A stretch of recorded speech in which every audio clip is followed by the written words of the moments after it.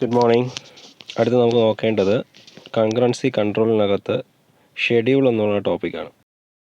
Schedules എന്ന് പറയുമ്പോൾ അതിനകത്ത് മെയിനായിട്ട് വരുന്നത് സീരിയലൈസബിലിറ്റിയെ കുറിച്ചാണ്. അതിൽ നമ്മുടെ KTUവിനകത്ത് മെയിനായിട്ട് നമുക്ക് എല്ലാ ക്വസ്റ്റ്യൻ പേപ്പറിലും കണ്ടുവരുന്ന ടോപ്പിക് എന്ന് പറയുന്നത് കോൺഫ്ലിക്റ്റ് സീരിയലൈസബിലിറ്റി. ഒരു പ്രോബ്ലം കോൺഫ്ലിക്റ്റ് സീരിയലൈസബിലിറ്റി ബേസ് ചെയ്ത് ഉണ്ടാകും. അപ്പോൾ അതിനകത്ത് ആദ്യം നമുക്ക് നോക്കേണ്ടത് ഷെഡ്യൂൾസ് എന്താണ്. നമ്മൾ T1 T2 എന്ന് പറഞ്ഞ ഓരോ എക്സാമ്പിൾസ് കണ്ടായിരുന്നു.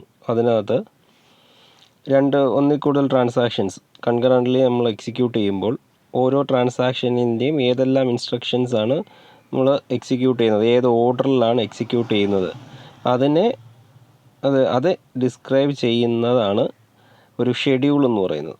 അതായത് ഇപ്പോൾ T1 ഉണ്ട്, T2 ഉണ്ട്, T3 ഉണ്ട്, 3 ട്രാൻസാക്ഷൻസ് ഉണ്ട്. അതിനകത്ത് കുറേ ഇൻസ്ട്രക്ഷൻസ് ഉണ്ട്.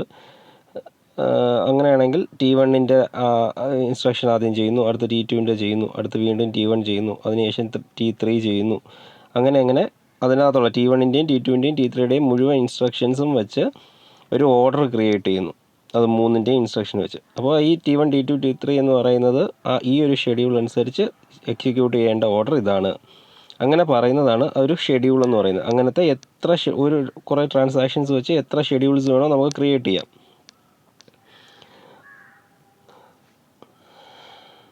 ഇപ്പം നമ്മൾ അത് ചെയ്യുന്ന സമയത്ത് നമ്മൾ ഏതൊക്കെ ട്രാൻസാക്ഷനെ വെച്ചാണോ ഷെഡ്യൂൾ ചെയ്യുന്നത് ആ ട്രാൻസാക്ഷൻ്റെ എല്ലാ ഇൻസ്ട്രക്ഷൻസും ആ ഷെഡ്യൂളിനകത്ത് വരണം. ഒരു T1ൻ്റെ ആദ്യത്തെ പാർട്ട് മാത്രം ഈ ഷെഡ്യൂളിനകത്ത്, അടുത്ത ഷെഡ്യൂളിനകത്ത് T1ൻ്റെ ബാക്കി പാർട്ട്, അങ്ങനെയുള്ള രീതിയിൽ നമ്മൾ ചെയ്യാറില്ല. T1 ഒരു ഷെഡ്യൂളിനകത്തുണ്ടെങ്കിൽ T1ൻ്റെ മുഴുവൻ ഇൻസ്ട്രക്ഷനും ആ ഷെഡ്യൂളിനകത്ത് തന്നെയാണ്. അതുപോലെ ഒരു T1നകത്ത് ഒരു 4 ഇൻസ്ട്രക്ഷൻ ഉണ്ടെങ്കിൽ ആ 4 ഇൻസ്ട്രക്ഷൻ്റെ ഓർഡർ അങ്ങോട്ടും ഇങ്ങോട്ടും മാറ്റത്തില്ല. T1ൻ്റെ ഫസ്റ്റ് ഇൻസ്ട്രക്ഷൻ കഴിഞ്ഞിട്ടേ T1ൻ്റെ സെക്കൻഡ് ഇൻസ്ട്രക്ഷൻ എക്സിക്യൂട്ട് ചെയ്യുള്ളൂ. അത് കഴിഞ്ഞേ T1ൻ്റെ തേർഡ് ചെയ്യുള്ളൂ. അത് കഴിഞ്ഞേ T1ൻ്റെ ഫോർത്ത് ചെയ്യുള്ളൂ. T1ൻ്റെ ഫോർത്ത് ആദ്യം ചെയ്തിട്ട് പിന്നെ T1ൻ്റെ ഫസ്റ്റ് ചെയ്യാം, അങ്ങനെ ചെയ്യത്തില്ല. T1നകത്തുള്ള ഇൻസ്ട്രക്ഷൻ ഒരു ഓർഡർ ഉണ്ട്. അതാണ് T1 ട്രാൻസാക്ഷൻ ചെയ്യേണ്ട ഓർഡർ എന്ന് പറയുന്നത്. അത് നമ്മൾ ചേഞ്ച് ചെയ്യത്തില്ല. പകരം T1ൻ്റെ എത്ര എണ്ണം ചെയ്തതിന് ശേഷം പിന്നെ അടുത്ത T2 T3 ചെയ്യുന്നത്, അതിൽ എത്ര ഇൻസ്ട്രക്ഷൻസ് ചെയ്യണം, അങ്ങനെയുള്ളതാണ് നമ്മൾ ഓർഡർ കൊടുക്കുന്നത്. ഒരു ട്രാൻസാക്ഷൻ്റെ തന്നെ ഇൻസ്ട്രക്ഷനെ അങ്ങോട്ടും ഇങ്ങോട്ടും മാറ്റിയിട്ട് ചെയ്യും. ആദ്യത്തേന് അവസാനത്തിലോട്ട് അങ്ങനെ ആക്കുന്നത് ചെയ്യത്തില്ല. ഓരോ ഡിഫറെൻറ്റ് ട്രാൻസാക്ഷൻ്റെ ഇൻസ്ട്രക്ഷനെ ഇൻ്റർലീവ് ചെയ്യുന്നത് എങ്ങനെ, ആ ഓർഡർ എങ്ങനെ, അതാണ് ഷെഡ്യൂളിനകത്ത് പറയുന്നത്. ഇപ്പം ഇങ്ങനെയുള്ള ട്രാൻസാക്ഷൻസ് ചെയ്യുമ്പോൾ നമ്മൾ ലാസ്റ്റ് കമ്മിറ്റ് ചെയ്യണം. ഈ ഇൻസ്ട്രക്ഷൻ ഇതിൽ ട്രാൻസാക്ഷനകത്ത് പറയുന്ന ഇൻസ്ട്രക്ഷൻസ് എല്ലാം ചെയ്ത് കഴിഞ്ഞാൽ അത് പാർഷ്യലി കമ്മിറ്റ് എന്നുള്ള സ്റ്റേറ്റിലോട്ട് എത്തും. അപ്പോൾ അത് കഴിഞ്ഞിട്ട് അത് കമ്മിറ്റഡ് എന്നുള്ളതിലോട്ട് മാറണം. അതാകാനായിട്ട് നമ്മൾ ഒരു ഇൻസ്ട്രക്ഷനും കൂടെ ബൈ ഡിഫോൾട്ട് എല്ലാ ട്രാൻസാക്ഷൻസിലും ഉണ്ട് കമ്മിറ്റ് എന്ന് പറയുന്ന ഒരു ട്രാൻസാക്ഷൻ. അപ്പോൾ നമ്മളിവിടെ ഡിസ്കസ് ചെയ്യുമ്പോഴെല്ലാം റീഡും റൈറ്റും മാത്രമേ പറയത്തുള്ളൂ. പ്ലസ് എല്ലാ ട്രാൻസാക്ഷൻ്റെയും ലാസ്റ്റ് ഇൻസ്ട്രക്ഷനായിട്ട് ഒരു കമ്മിറ്റ് ഇൻസ്ട്രക്ഷൻ ഉണ്ട്. ഇപ്പോൾ ഏതെങ്കിലും രീതിയിൽ ആ ട്രാൻസാക്ഷൻ ഫെയിലായി പോകുന്നതാണെങ്കിൽ എൻ്റെ ലാസ്റ്റ് ഇൻസ്ട്രക്ഷൻ എന്ന് പറഞ്ഞാൽ അബോർട്ട് എന്നുള്ളതായിരിക്കും. ബാക്കി ഇൻസ്ട്രക്ഷൻസ് അപ്പം ഫെയിലായി പോയ ഇൻസ്ട്രക്ഷൻ്റെ ബാക്കി ഇൻസ്ട്രക്ഷൻസ് ഒന്നും എക്സിക്യൂട്ട് ചെയ്യില്ല. അടുത്ത അബോർട്ട് എന്ന് പറയുന്ന ഇൻസ്ട്രക്ഷൻ ആയിരിക്കും ആ ഫെയിലാവുന്ന സ്ഥലത്ത് വെച്ച് ആ ട്രാൻസാക്ഷൻ്റെ പേരിൽ എക്സിക്യൂട്ട് ആവുന്നത്. അപ്പം നമ്മളുടെ ഉദ്ദേശം എന്ന് പറയുന്നത് ഇങ്ങനത്തെ കുറേ ഷെഡ്യൂൾസ് ഒരു സെറ്റ് ഓഫ് ട്രാൻസാക്ഷൻസ് ഒരു സെറ്റ് ഓഫ് ട്രാൻസാക്ഷൻസ് യൂസ് ചെയ്ത് പല ഷെഡ്യൂൾസ് ക്രിയേറ്റ് ചെയ്യാം. ആ ഷെഡ്യൂൾസിൽ ഡേറ്റാബേസ് കൺസിസ്റ്റൻസി മെയിൻറ്റെയിൻ ചെയ്യുന്ന ഷെഡ്യൂൾസ് ഏതൊക്കെയെന്നുള്ളത് കണ്ടുപിടിക്കുക. അതാണ് നമ്മളുടെ മെയിൻ ഗോൾ എന്ന് പറയുന്നത്. ഇപ്പോൾ ഒരു എക്സാമ്പിൾ, ഇപ്പോൾ T1 ആൻഡ് T2 ഉണ്ട്, 2 ട്രാൻസാക്ഷൻസാണ്. T1 ട്രാൻസ്ഫർ ചെയ്യുന്നത് എയിൽ നിന്ന് ബിയിലോട്ട് എമൗണ്ട് 50 എന്നുള്ളത് ട്രാൻസ്ഫർ ചെയ്യുന്നതാണ് T1 ചെയ്യുന്ന ട്രാൻസാക്ഷൻ. T2 എന്ന് പറയുന്നത്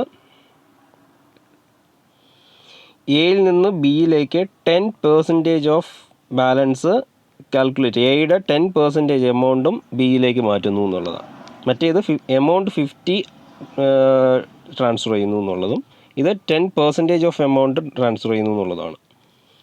അപ്പോൾ ഫസ്റ്റ് ഈ കാണിച്ചേക്കുന്ന എക്സാമ്പിളിനകത്ത് T1 മുഴുവൻ ഇൻസ്ട്രക്ഷനും ആദ്യം ചെയ്യുന്നു, അതിനുശേഷം T2 ചെയ്യുന്നു.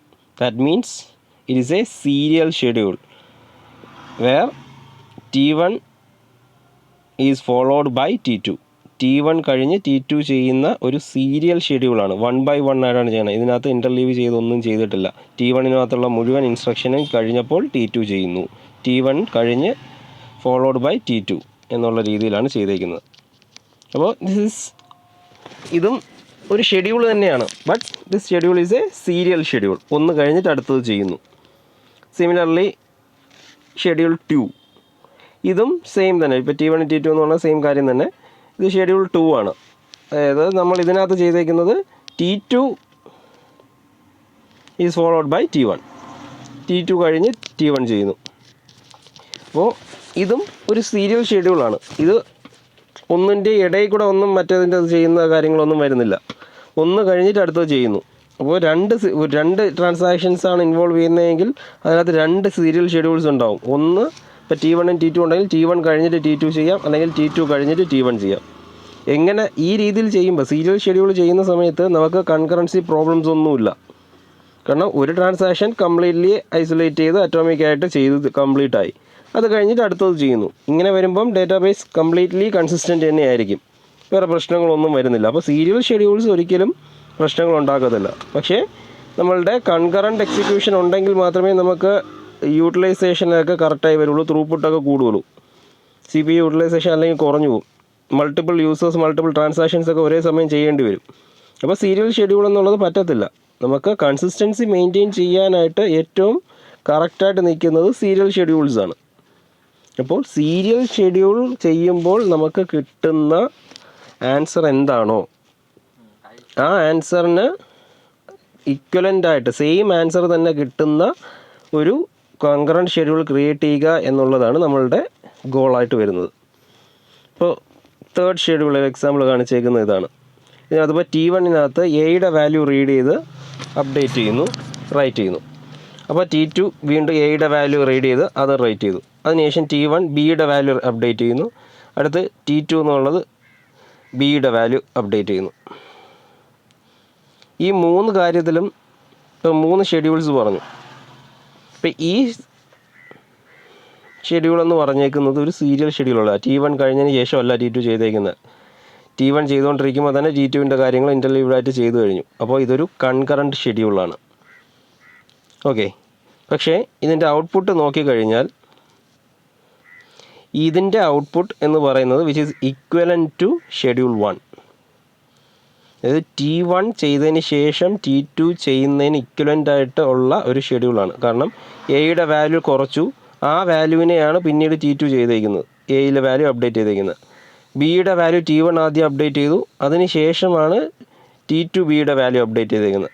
എന്ന് പറയുമ്പോൾ നമുക്ക് T1 ചെയ്തതിന് ശേഷം T2 ചെയ്യുമ്പോൾ എന്ത് കിട്ടുമോ അതേ റിസൾട്ട് തന്നെ ഈ ഒരു കൺകറൻറ്റ് ഷെഡ്യൂൾ വെച്ചും കിട്ടും. That means that this is not a serial schedule, this is a concurrent schedule, but this schedule is equivalent to a serial schedule where T1 is executed first and T2 is followed by that. T1 കഴിഞ്ഞ് T2 execute ചെയ്യുമ്പോൾ എന്ത് കിട്ടുന്നു അതിൻ്റെ equivalent ആയിട്ടുള്ള concurrent schedule, ആ serial ഷെഡ്യൂളിന് equivalent ആയിട്ടുള്ള concurrent ഷെഡ്യൂളാണിത്. ഇതിനകത്തൊരു കാര്യം കൂടെ നോക്കിയാൽ ഇപ്പോൾ പറഞ്ഞ 3 എക്സാമ്പിളിലും നമ്മളുടെ എയുടെയും ബിയുടെയും വാല്യൂ ടോട്ടൽ എമൗണ്ട്, എയിലുള്ള എമൗണ്ടും ബിയിലുള്ള എമൗണ്ടും എത്രയാണ്, ടോട്ടലി എത്രയുണ്ട് എന്ന് നോക്കിക്കഴിഞ്ഞാൽ ഈ 3 ഷെഡ്യൂളിലും അത് പ്രിസർവ് ചെയ്യുന്നുണ്ട്. സോ ദാറ്റ് കൺസ്ട്രെയിൻസ് ആ ഒരു ടോട്ടൽ എമൗണ്ട് എന്ന് പറയുന്നത് നമ്മൾ ഏതൊരു സീരിയൽ ഷെഡ്യൂളിൽ ഇപ്പോൾ T1 കഴിഞ്ഞിട്ട് T2 ചെയ്താലും T2 കഴിഞ്ഞിട്ട് T1 ചെയ്താലും T1-ഉം T2-ഉം ഒരുമിച്ച് ചെയ്യുന്ന രീതിയിൽ ഷെഡ്യൂൾ 1-ന് ഇക്വലൻ്റ് ആയിട്ടുള്ള ഒരു രീതിയിൽ കൺകറൻറ്റ് ഷെഡ്യൂളാണ് തേർഡ് വൺ. ഇതിലും അതെല്ലാം മെയിൻറ്റെയിൻ ചെയ്യുന്നുണ്ട്. ഇത് 4-മത്തെ ഒരു എക്സാമ്പിൾ. എയുടെ വാല്യൂ T1 റീഡ് ചെയ്തു, അതിനുശേഷം T2 എയുടെ വാല്യൂ റീഡ് ചെയ്ത് അപ്ഡേറ്റ് ചെയ്തു, എന്നിട്ട് ബിയുടെ വാല്യൂ റീഡ് ചെയ്തു. ആ സമയത്ത് എയുടെ വാല്യൂ T1 അപ്ഡേറ്റ് ചെയ്തു, എന്നിട്ട് ബിയുടെ വാല്യൂ റീഡ് ചെയ്ത് ബിയുടെ വാല്യൂ അപ്ഡേറ്റ് ചെയ്തു. അതിന് ശേഷമാണ് T2 ബിയുടെ വാല്യൂ അപ്ഡേറ്റ് ചെയ്തേക്കുന്നത്. ഇത് ഈ കൈൻഡ് ഓഫ് എക്സാമ്പിളാണ് നേരത്തെ നമ്മൾ കൺകറൻസി പ്രോബ്ലംസിനകത്ത് പറഞ്ഞത്.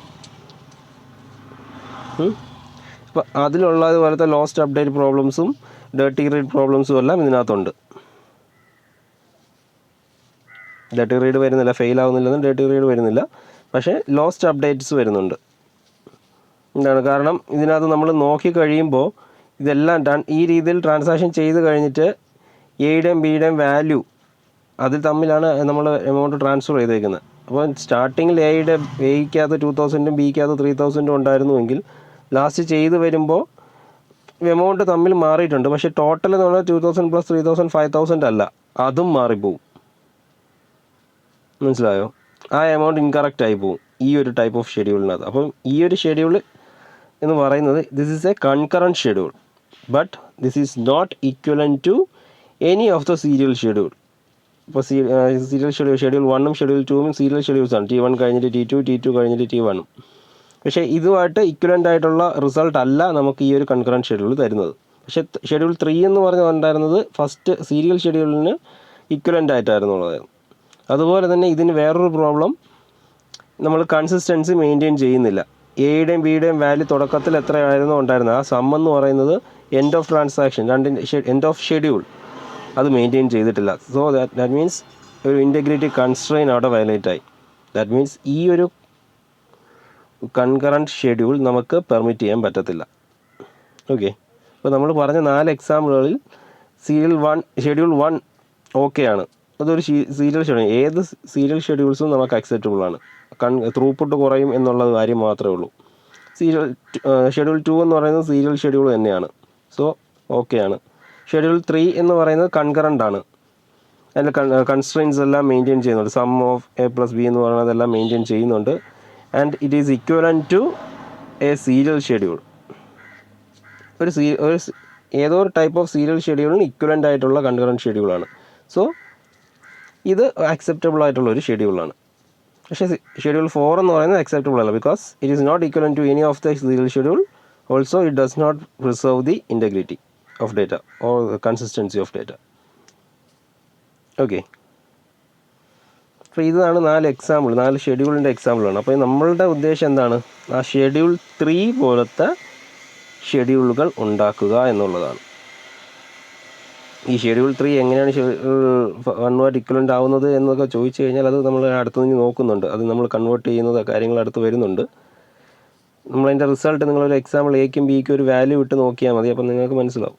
അതല്ല എങ്കിൽ അടുത്തുനിന്ന് പറയുന്നുണ്ട് എൻ്റെ കാര്യങ്ങൾ.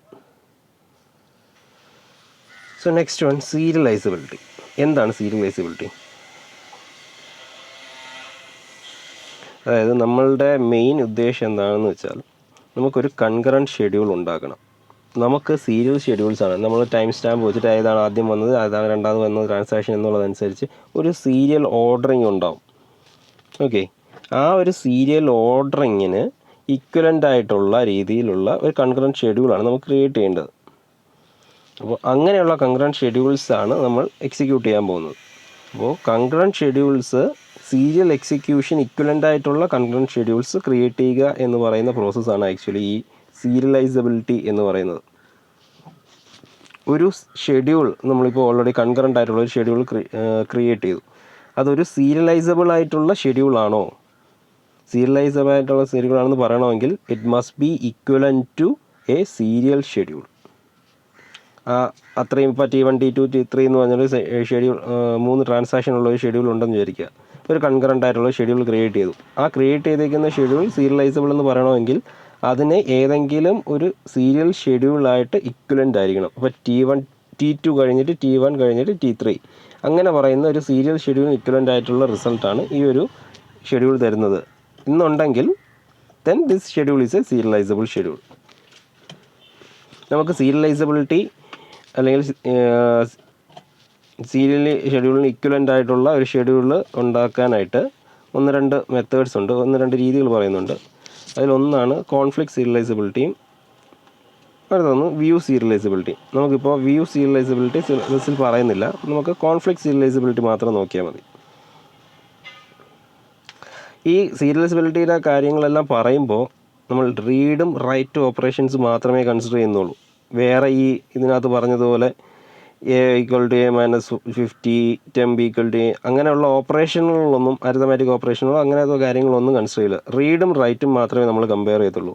എപ്പോഴാണ് ആ ഡേറ്റാ ബേസിൽ നിന്ന് റീഡ് ചെയ്തേക്കുന്നത്, എപ്പോഴാണ് ആ ഡേറ്റാ ബേസിലോട്ട് പിന്നെ റൈറ്റ് ചെയ്തേക്കുന്നത്, അത് മാത്രം നമുക്ക് അറിഞ്ഞാൽ മതി. അപ്പോൾ ആ ബാക്കി ഷെഡ്യൂളിൽ നിന്നും ബാക്കിയുള്ള ഇൻസ്ട്രക്ഷൻസ് എല്ലാം നമ്മൾ അങ്ങ് അവോയ്ഡ് ചെയ്യും, റീഡും റൈറ്റും മാത്രം എടുക്കും. ഇനി അങ്ങോട്ട് പറയുമ്പോഴെല്ലാം ചിലപ്പോൾ ലാസ്റ്റ് കമ്മിറ്റോ അബോട്ടോ അങ്ങനെയുള്ള എന്തെങ്കിലും കാര്യങ്ങൾ കൊടുത്താലായി.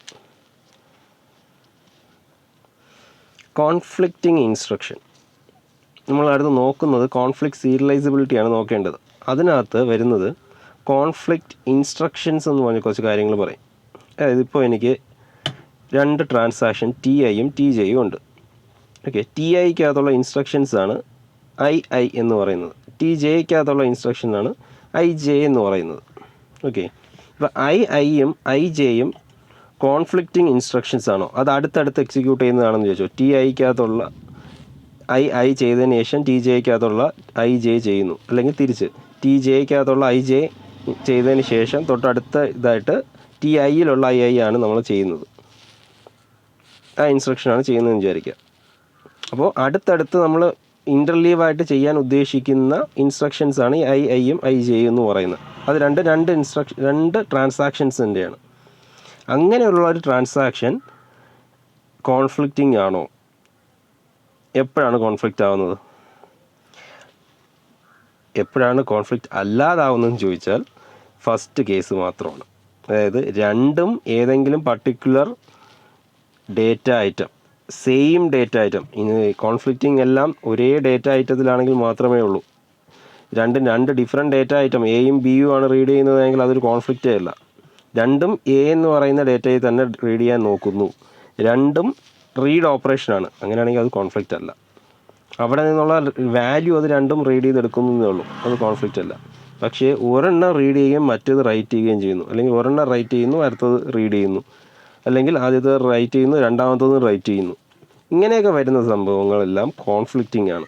അതായത് അതിനകത്ത് അപ്ഡേറ്റ്സ് ഉണ്ട്, ഡേറ്റാബേസ് അപ്ഡേറ്റ് ചെയ്യുന്ന കാര്യങ്ങൾ വരുന്നുണ്ട്, റൈറ്റ് എന്ന് പറയുന്നൊരു കാര്യം വരുന്നുണ്ട്. അതുള്ളത് കൊണ്ട് അത് കോൺഫ്ലിക്റ്റിംഗ് ആയിട്ട് മാറും.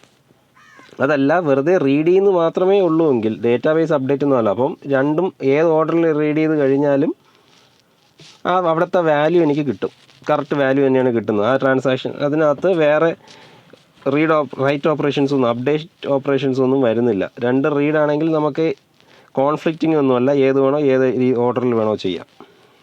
അതാണ് കോൺഫ്ലിക്റ്റ് കൊണ്ട് ഉദ്ദേശിക്കുന്നത്. അപ്പോൾ രണ്ടും റീഡാണ് ചെയ്യാനാണ് പോകുന്നതെങ്കിൽ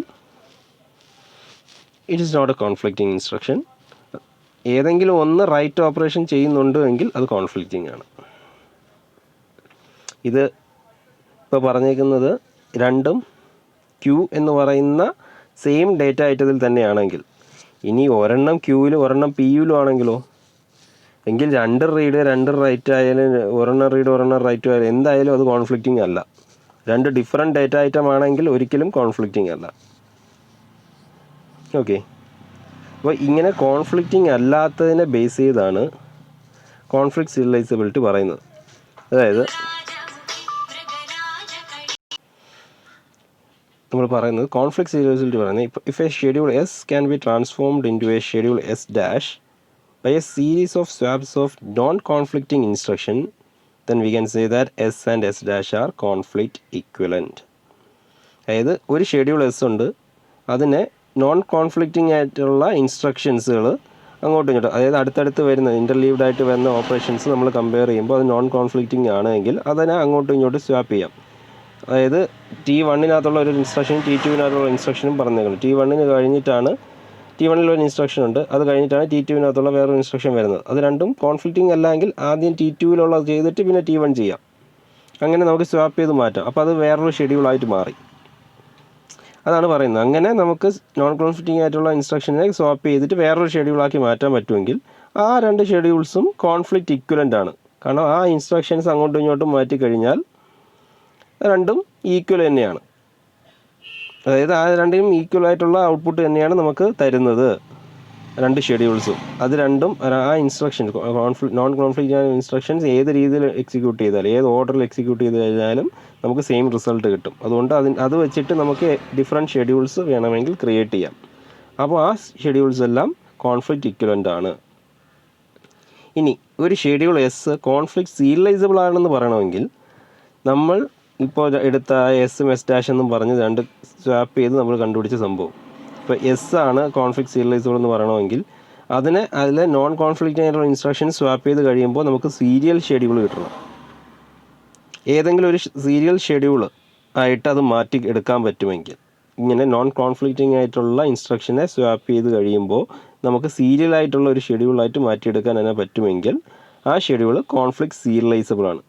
That is, a schedule S is conflict serializable if it is conflict equivalent to a serial schedule. Okay.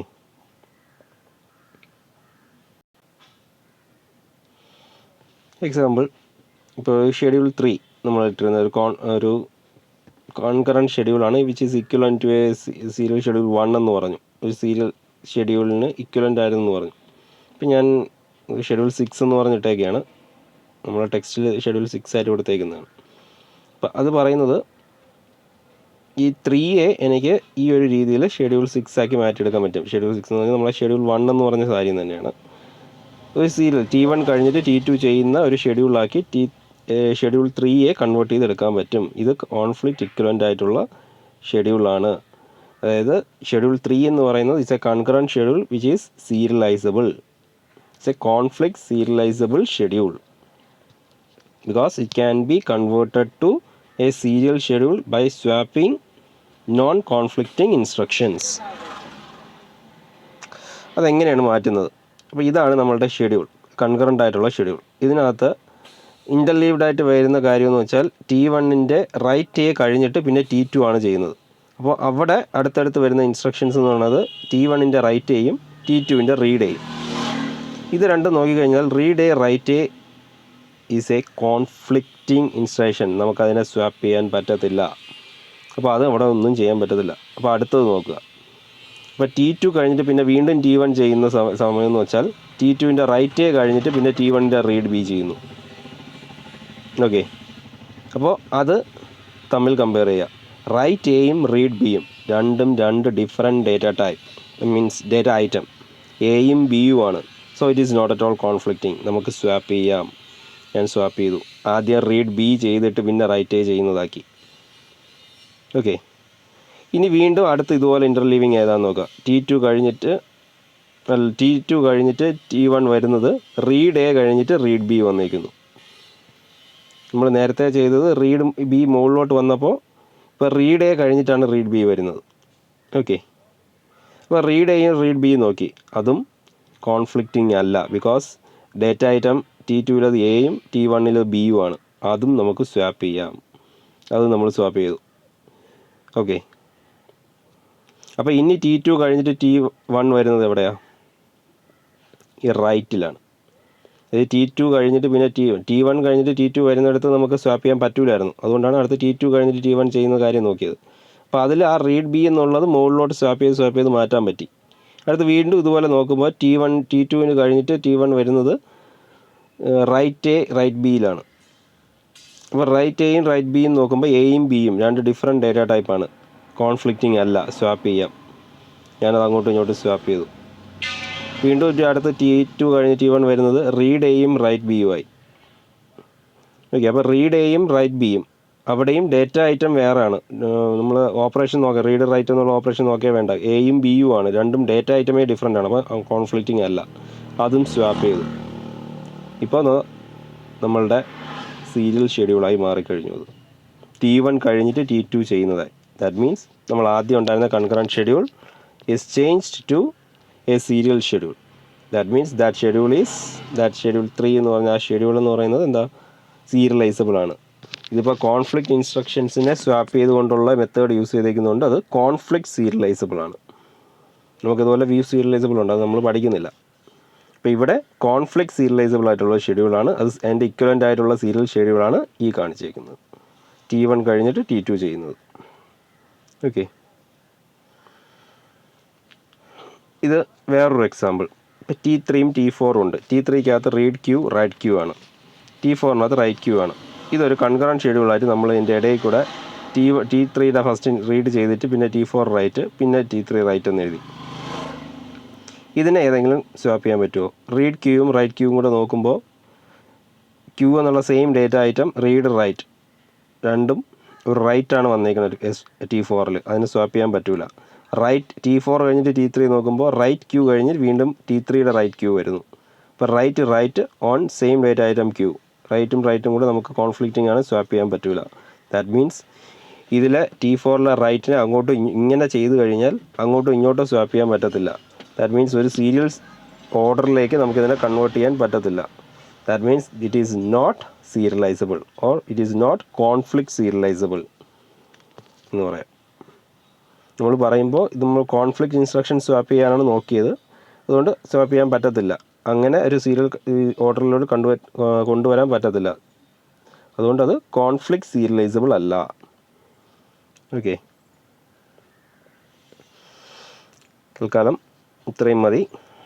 ഇത്രയാണ് കോൺഫ്ലിക്റ്റ് സീരിയലൈസബിളിനെ കുറിച്ച് പറയുന്നത്. ഇനി ഇത് റിലേറ്റ് ചെയ്തുള്ള പ്രോബ്ലംസ് നമുക്ക് നെക്സ്റ്റ് ക്ലാസ്സിൽ നോക്കാം.